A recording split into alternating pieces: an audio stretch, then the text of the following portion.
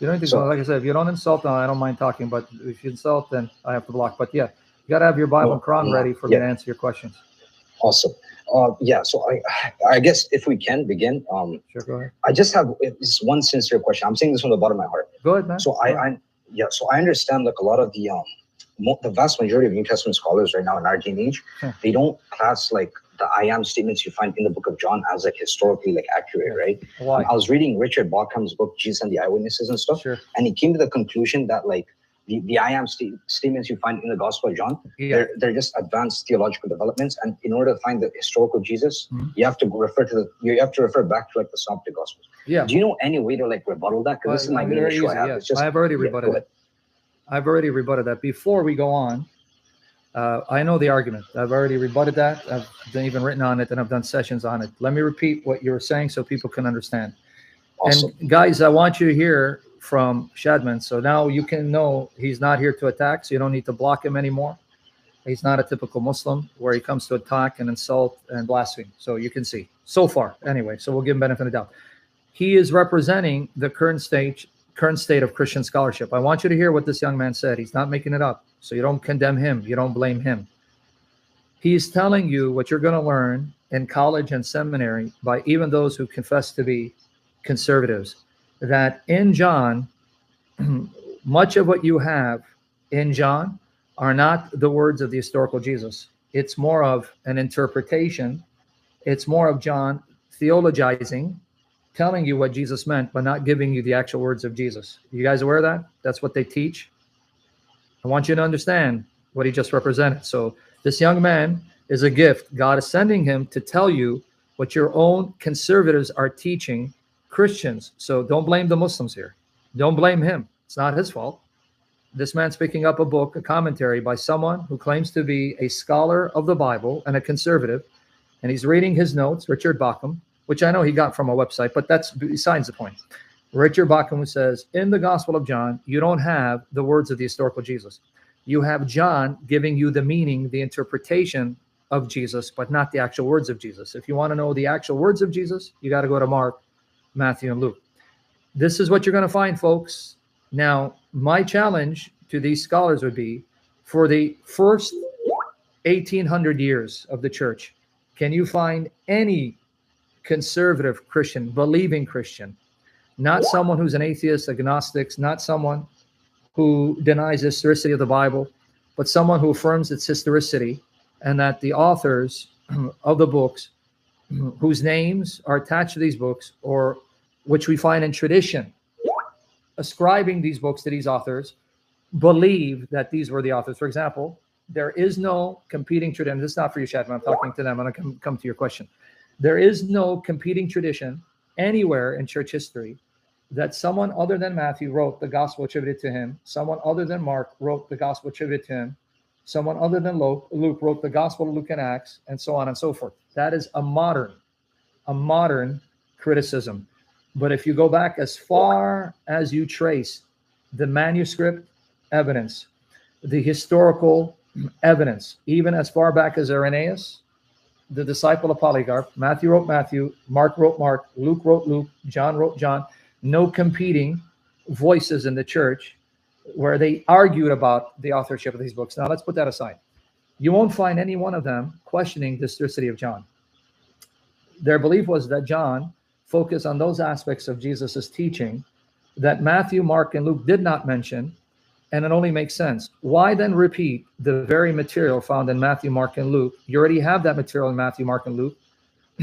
If that's all John wanted to do, then he didn't need to write anything, because Matthew, Mark, and Luke already say basically the same thing. John comes along and gives us those details, not mentioned in the other Gospels, details of the historical Jesus, in order to give us a more complete picture. That was the view of the church. Now, besides that, what evidence do I have that the I am sayings of Jesus are genuine, and the authors knew about these I am sayings, but even though they knew about them, they didn't feel the need to mention all of them, but that they're aware of it? Yes. Mark 6, 45 to 52, Matthew 14, 22 to 33, and John 6, 16 to 21, all repeat the same miracle story of Jesus walking on water And then when the disciples saw him walking at water at night, they thought they saw a ghost. And in Greek, he says, ego eimi, I am, do not be afraid. It's the exact same story.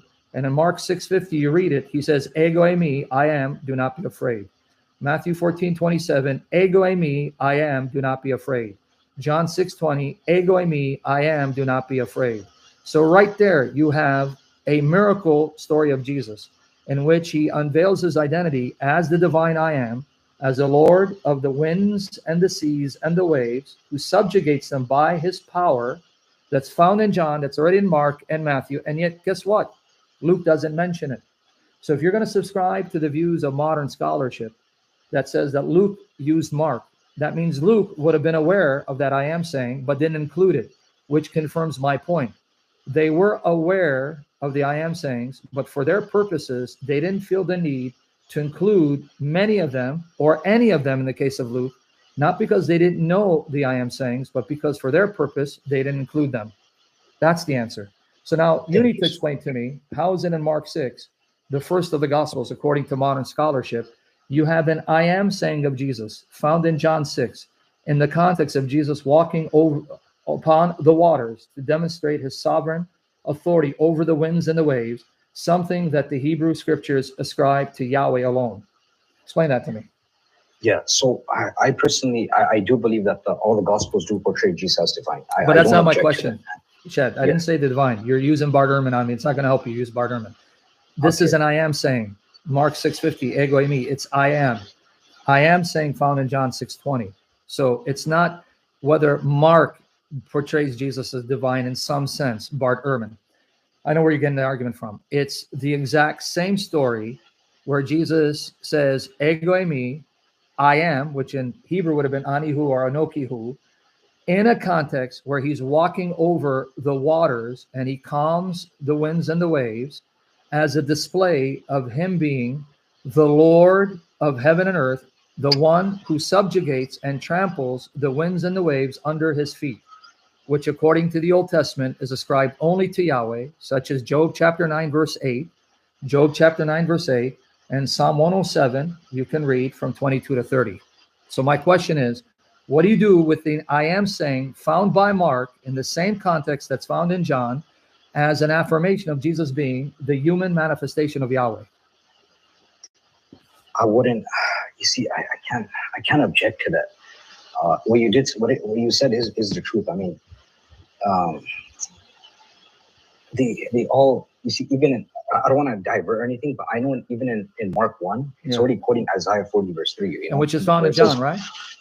Which is not in John, exactly. No, it is in John. No, I didn't say it's not. It's found. Yes, it is in John. It's in John 1:23, where the Baptist says, I am the voice of Isaiah, as the prophet Isaiah said, of one crying out in the wilderness. So in John 1:23, John the Baptist says, I am the voice that cries out in the wilderness, as the prophet Isaiah announced. So Mark 1 and John 1 both agree Jesus is the Lord of Isaiah 40, and both agree that John the Baptist is the voice, the forerunner, preparing the people for the appearance of Yahweh, who turns out to be Jesus.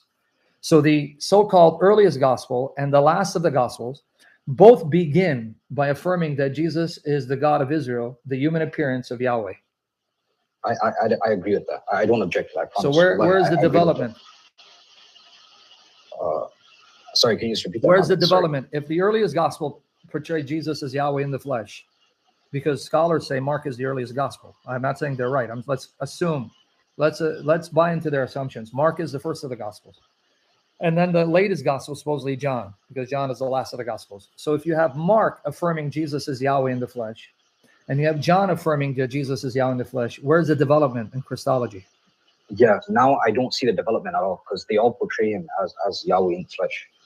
Now that I look at it, yeah. So that's why I'm aware of the arguments of scholars, and I don't buy it. I'm not convinced, because it's not true. Matthew, Mark, Luke are unaware of the I am sayings. Why? I just gave you an example. Mark 6:50. The Greek is right there. Ego eimi, I am, do not be afraid. Exact same context is found in John 6, because Mark, Matthew, and John record the same miracle story. So I want to repeat it for everyone else, because I was speaking a little fast. Again, everyone write down Mark 6:45 to 52. Matthew 14, 22 to 33, Matthew 14, 22 to 33, and write down John 6, 16 to 21. It's the same story. It's Jesus walking on water. And it actually appears in the same context, because in Mark 6, Matthew 14, and John 6, it follows up Jesus's miraculous feeding of the 5,000 men. With women and children to be more. So here, Mark, Matthew, and John all record the miraculous feeding of the 5,000 in the wilderness with a few loaves and a few fish.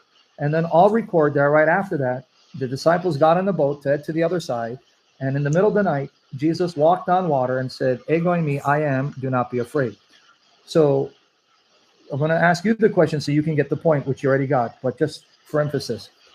Sure. If you believe that's what scholars say, that Luke used Mark as one of his sources, right? Because Matthew and Luke supposedly used Mark, and then they edited Mark and changed Mark according to the view of scholars.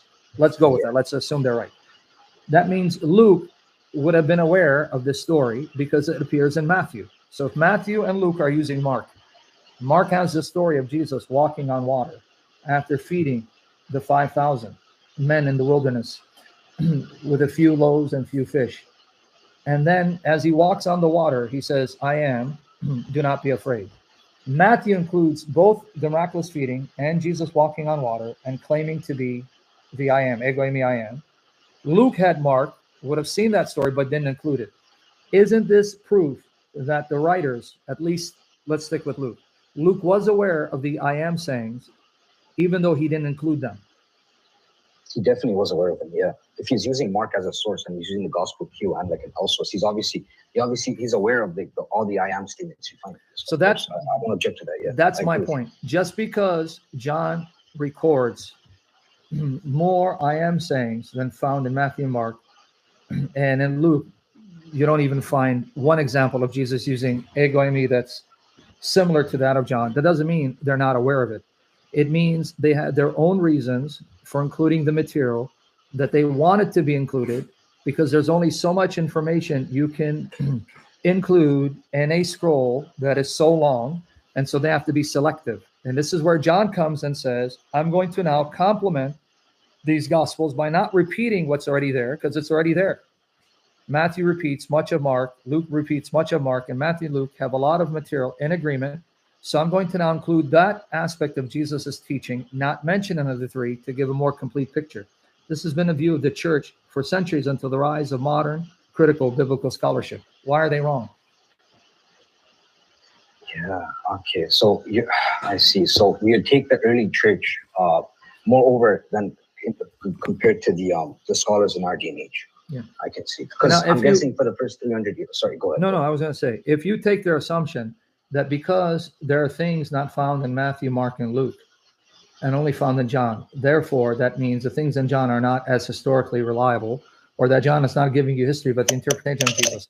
Would you subscribe to that assumption and say then that by that same principle, when the Quran quotes Jesus saying something that's not found in Matthew, Mark, and Luke, that definitely is not historical? That's a hard one. Because that's the assumption, right? What's the assumption? Yeah, I can see the double standards playing. Yeah, I can see that. Okay, you understand the assumption? The assumption is, since John quotes Jesus saying things and doing things not found in Matthew, Mark, and Luke, that means the things of John must be either fabrications, stuff he made up and attributed to Jesus, or John is giving you an inspired interpretation of what Jesus meant, but not actual history. So we go with that assumption. I look to the Quran, and there are things that Jesus says in the Quran not found, and even directly contradicts what's found in Mark, Matthew, and Luke, and even John. So by their principle, that means the Quran cannot be trusted and should be rejected, right? Yeah, I can agree with that. So why do Muslims use scholars selectively and not consistently, and just go all the way and become agnostic and atheist like the apostate prophet? Yeah, I can't really answer that in my opinion. What's your other question? Yeah, just this last question, Brother Sam. It's just so the Zechariah 9:9 prophecy about, you know how it speaks about like behold your king is coming to you, if I can remember correctly, behold your king is coming to you with a foal on a colt and on a donkey or whatnot. So I've seen, so I believe in Mark 11, John 12, Luke 19, it mentions that Jesus sits on one donkey. It says sat on it, right? And nowhere in Matthew 21 does it say he sits on two. Read it again. Didn't say he sat on both. Matthew 21. Okay, let me just pull it Nowhere does it say he sat on two. If you read it, it says there was a donkey and her foal, and that Jesus' disciples placed their garments on the foal, and he sat on them. What's the them that he sat on? Reread it. I know what you're talking about. It's Matthew 21. Yeah, awesome. Okay, so it says the disciples went and did as Jesus had directed them. They brought the donkey and the colt and put their cloaks on them, and he sat on them. And what's on them? What did he sit on? The cloak. The cloak's on the donkey. So the reason why you have a donkey and her colt is because you have a foal that's untrained and needs the mother to lead it and guide it as a source of comfort. So there you have the foal and the mommy, the mother donkey.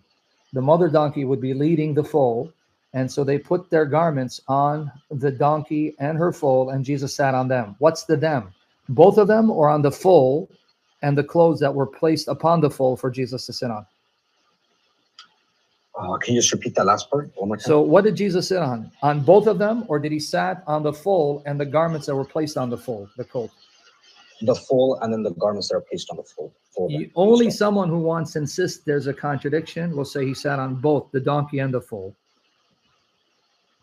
Okay, I get it now.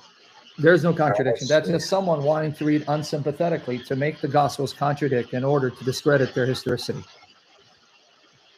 I got you. Thank you, brother. This is just the two main things I tried to cover it up. You don't have any more questions? Thank you. You go ahead, yeah. No, do you have any more?